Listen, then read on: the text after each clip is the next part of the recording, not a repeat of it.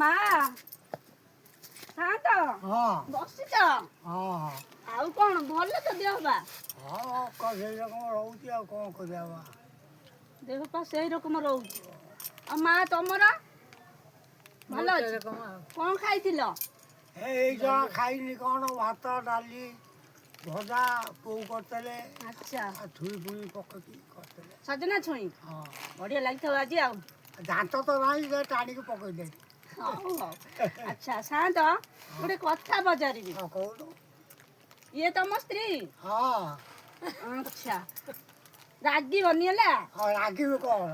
ଆଉ କଣ ଭଲ ପାଇକି ବାହା ହେଇଥିଲ ନା ନେଇ ଆସିଥିଲ? ନା ନା ଭଲ ନୁହଁ। ଆମର ଗୋଟେ ଭଦ୍ରଲୋକ ଥିଲା।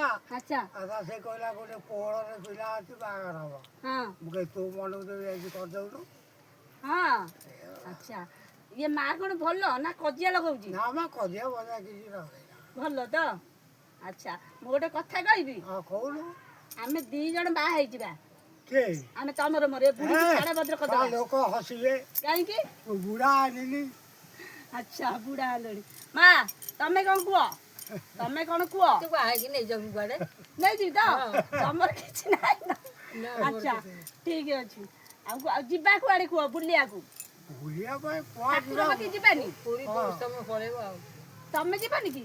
ମୁଁ କାହିଁ ଯିବି? ମୁଁ ଶାନ୍ତକୁ ନେଇଗଲେ ତମର କିଛି ଅସୁବିଧା ନାହିଁ? ନା ଯିବା ଶାନ୍ତ ହେଲା। ଆଉ ତାଙ୍କର କହିଦେଲେ। ହଉ ଆଉ